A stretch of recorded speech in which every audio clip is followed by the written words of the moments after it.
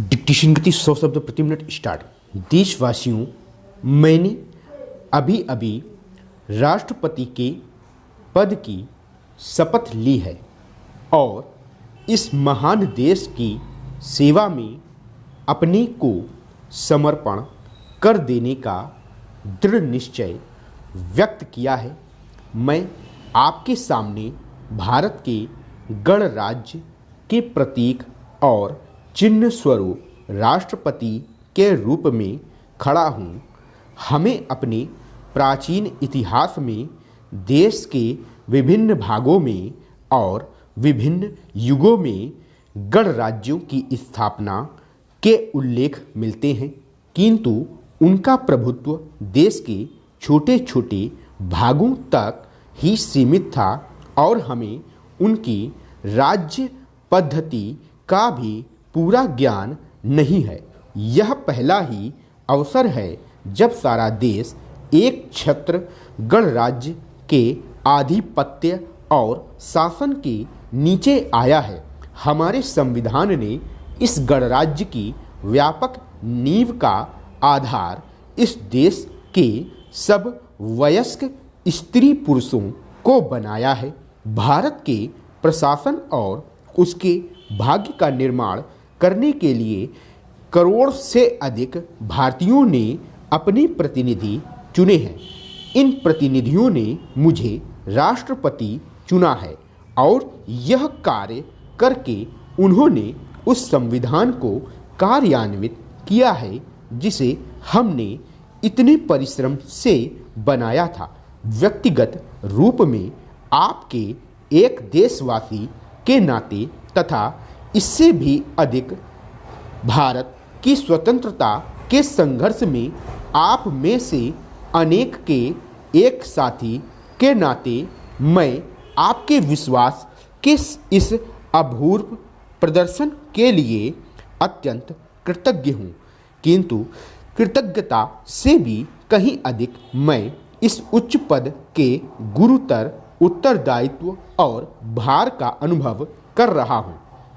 इस लोकतंत्रात्मक गणराज्य की स्थापना तो स्वतंत्रता की प्राप्ति के बाद ही हो सकती थी, अतः इस स्वतंत्रता को, जिसे हमने कई पीढ़ियों के संघर्ष और तपस्या के बाद प्राप्त किया है, सुरक्षित रखना हम में से प्रत्येक का प्रथम और सर्वोपरि कर्तव्य है। हमारा अटल उद्देश्य यह है कि हम जनता की स्थिति सुधारें और उसकी उन्नति करें, किंतु देश के सुधार और उन्नति की हमारी सब योजनाएं हमारी स्वतंत्रता स्थिर बने रहने पर ही निर्भर करती हैं। उसी आधारभूत स्वतंत्रता पर ही तो हमारा वैयक्तिक और राष्ट्रीय जीवन निर्भर है। अतः आपके समान ही मेरा भी यह कर्तव्य है कि चाहे जो भी त्याग करना पड़े, हम इस स्वतंत्रता को स्थिर बनाए रखें और इसकी रक्षा करें। इस कर्तव्य को पूरा करने में मेरा प्रथम और सर्वोपरि प्रयास यह होगा कि देश के विभिन्न भागों, विभिन्न धर्मों और विचारों के लोगों के प्रति मैं समता और निष्पक्षता बरतूं।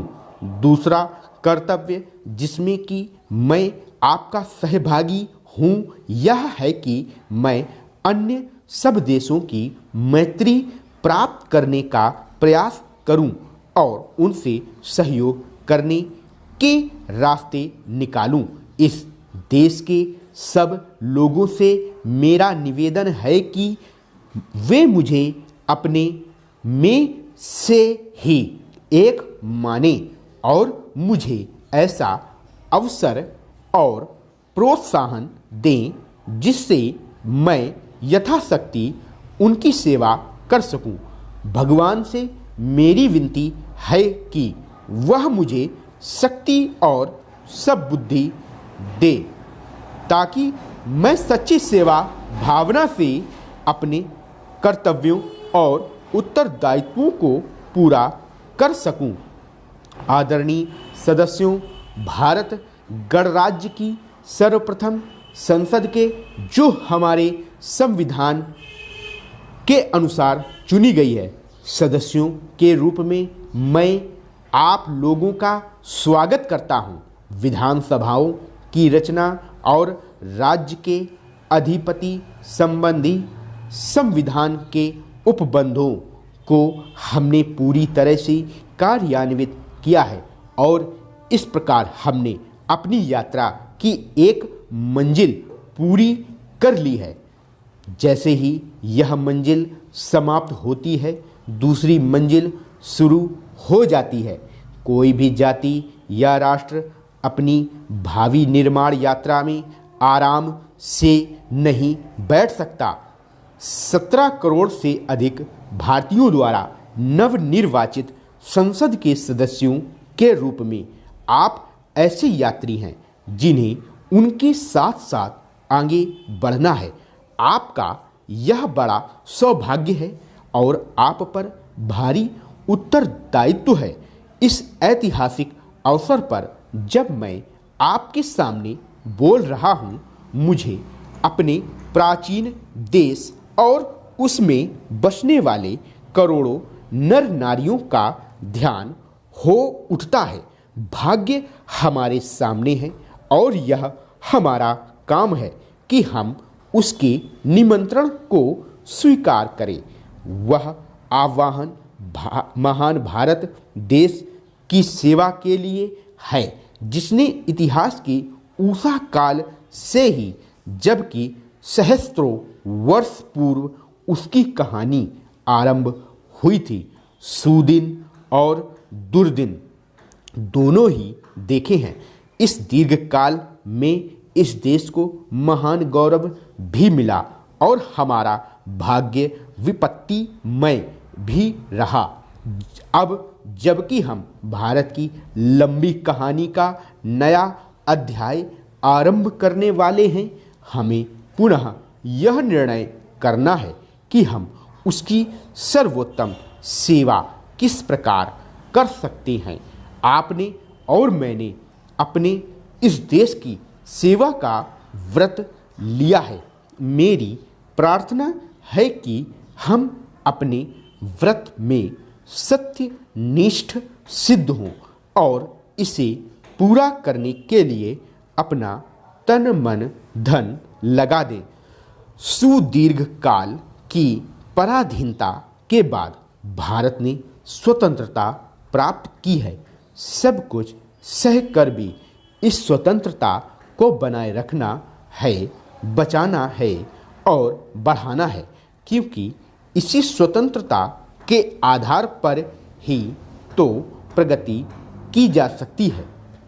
किंतु केवल स्वतंत्रता ही पर्याप्त नहीं है, उसे अपने साथ जनता को भी कुछ सुख लाभ कराना चाहिए और वे जिन बोझों से दबे हुए हैं उनको कम करना चाहिए।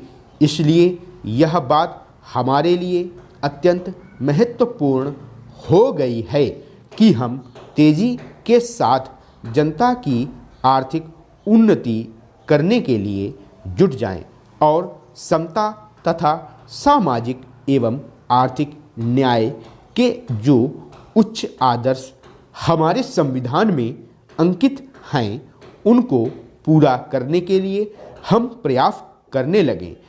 अपने सारे इतिहास में भारत ने मानव आत्मा की कुछ अन्य प्रेरणाओं का प्रतिनिधित्व किया है। संभवतः भारतवर्ष का विशिष्ट लक्षण यही रहा है और अभी हाल में ही उस प्राचीन भावना के उत्तम प्रतीक को हमने महात्मा गांधी के रूप में देखा है, जिन्होंने अपने नेतृत्व में हमें स्वतंत्रता दिलाई। उनकी दृष्टि में राजनीतिक स्वतंत्रता प्राप्त करना एक महत्वपूर्ण कदम था, पर मानव आत्मा की महत्तर स्वतंत्रता की दृष्टि से वह केवल एक प्रयास मात्र था। स्टॉप।